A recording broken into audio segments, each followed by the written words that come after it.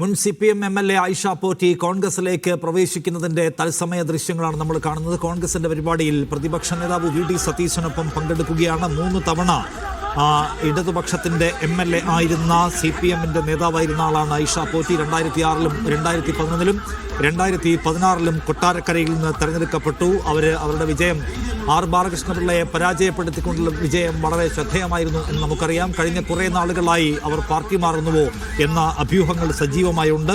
2021-ൽ നടന്ന തെരഞ്ഞെടുപ്പിൽ പുതുമുഖങ്ങൾക്ക് അവസരം കൊടുക്കുന്നതിന്റെ ഭാഗമായി ആയിഷ പോറ്റിയെ മാറ്റി നിർത്തിയിരുന്നു പാർട്ടി. അങ്ങനെ പല ആളുകളെയും മാറ്റി നിർത്തി, കൂടുതൽ ആയിഷ പോറ്റിയെയും മാറ്റി നിർത്തി. അത് കഴിഞ്ഞ് കുറേ കാലം ആക്റ്റീവ് പൊളിറ്റിക്സിൽ അവരുണ്ടായിരുന്നില്ല.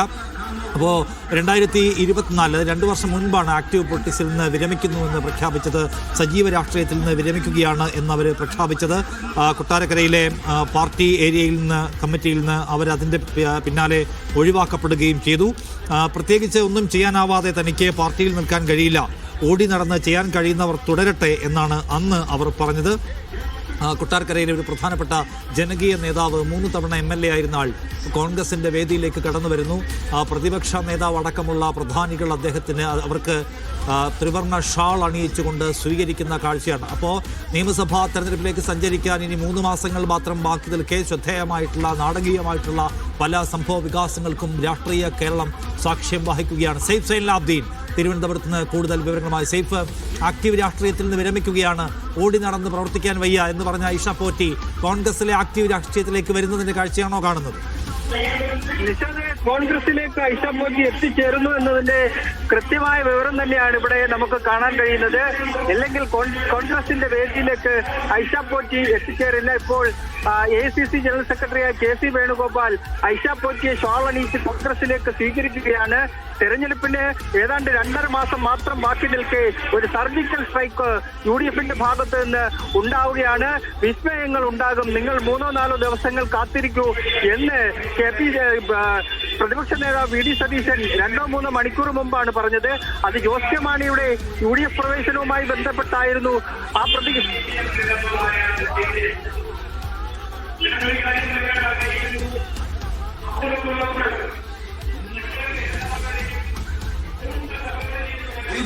ഒരു ജനതയുടെ മുന്നിലാണോ നിങ്ങൾ ഇറങ്ങി തിരിച്ചിരിക്കുകയാണ്.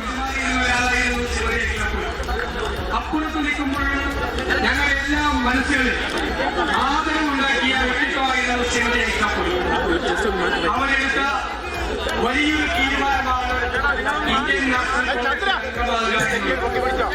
അവരെ കോൺഗ്രസിന്റെ ഈ വലിയ ഭഗവാന്റെ ഈ കുടുംബത്തിലേക്ക് ഞങ്ങൾ എല്ലാവരും ചേർന്ന് കൃത്യമായി സന്തോഷകരമായ ഒരു മുഹൂർത്തം തന്നെയാണ്. കോൺഗ്രസിന്റെ മെമ്പർഷിപ്പ് അതിന് പ്രിയങ്കരായ KPCC അധ്യക്ഷൻ ശ്രീ സന്നിധാനസഭയെ ക്ഷണിക്കുന്നു. കൊല്ലം ജില്ലാ കോൺഗ്രസ് കമ്മിറ്റിയുടെ പ്രസിഡന്റ് അദ്ദേഹം ശ്രീ രാജേന്ദ്രൻ സാറ് മെമ്പർഷിപ്പാണ്. ബഹുമാനരായ KPCC പ്രസിഡന്റ്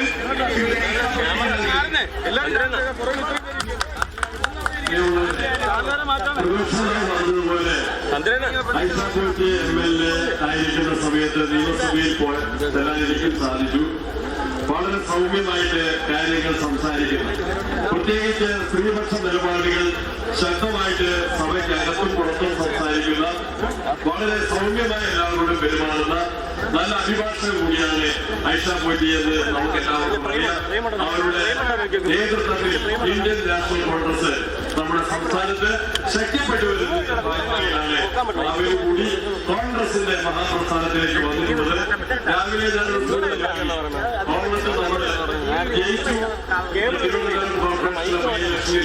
ഒരു ശതമാനം